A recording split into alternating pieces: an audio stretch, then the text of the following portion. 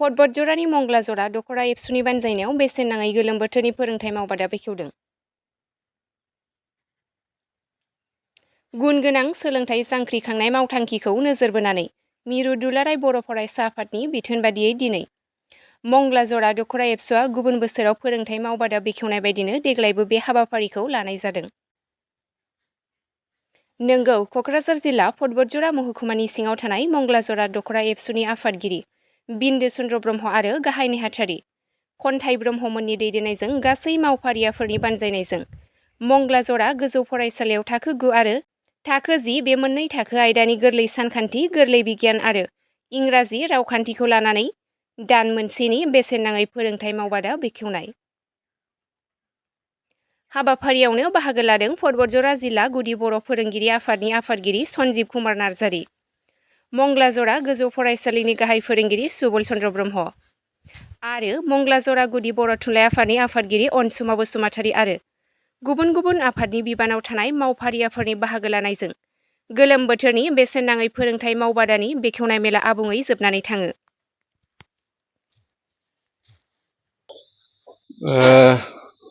दुलाराय बर' फरायसा आफादनि जे बोसोरफ्रोमबो खुंबोबाय थानाय जे गोलोम बोथोरनि बेसेन नाङै फोरोंथाय बादा देग्लायबो मिरु दुलाराय बर' फरायसा आफादनि बिथोन बायदियै जोंनि मंगलाजरा दख'र दुलाराय फरायसा आफादाबो नैबे मंगलाजरा गोजौ फरायसालियावहाय जे गोलोम बोथोरनि बेसेन नाङै फोरोंथाय बादा जों बेखौ दिनैहाय मुखुलि खालामदों। दा बेवहायनो आंखौबो आलासि हिसाबै बिथांमोना लिंनानै लाबोदों, जाहाथे आङो दिनैनि बे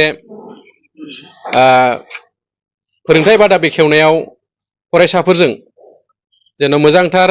सावरायलायनायनि गेजेरजों गथ'फोरखौ गोसो दुंगाखांहोनानै जे फरायसाफोरखौ बे सोलोंथाय बादायाव बाहागो लाहोनो थाखाय बिबुंथि लाखिनो आंखौ बो लाबोनायलाय आङो दिनैनि बे हाबाफारियाव जोंनि थाखो 9 आरो 10 आव फरायबाय थानाय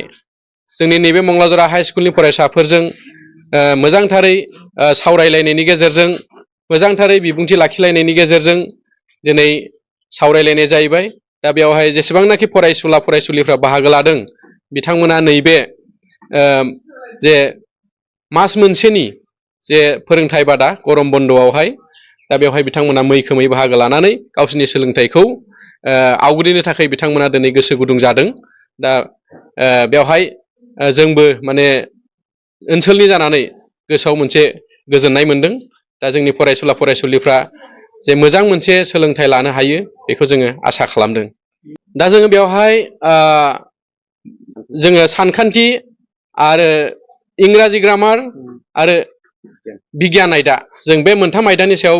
बेखौ फोरोंथाय बादा जोङो खालामहोनो थाखाय जोङो फोरोंगिरिफोर लानानै फैदों। दा बिथांमोना बेवहाय मोजांथार फोरोंथाय होगोन जोंहा मोनसे फोथायनाय दङ। दा जोङो मोनसे गथ'फोरखौ जोङो थुलुंगाखां होनो थाखाय बा नैबे गोलोम बोथोरनि जे मास मोनसे गोलाव सम जे बन्द बेवहाय माने न'आवनो ओरैनो थानानै गोदाव सोराव समखौ बारहोबाय थायालासे जोङो नैबे जोंनि फोरोंथाय जे बादा बेयाव फैनानै जे फरायसालिनि थाखानाय फोरोंगिरिफोरनि फोरोंनायजों लोगोसे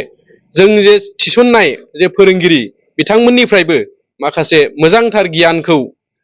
बुथुमनानै लानो थाखाय जों बे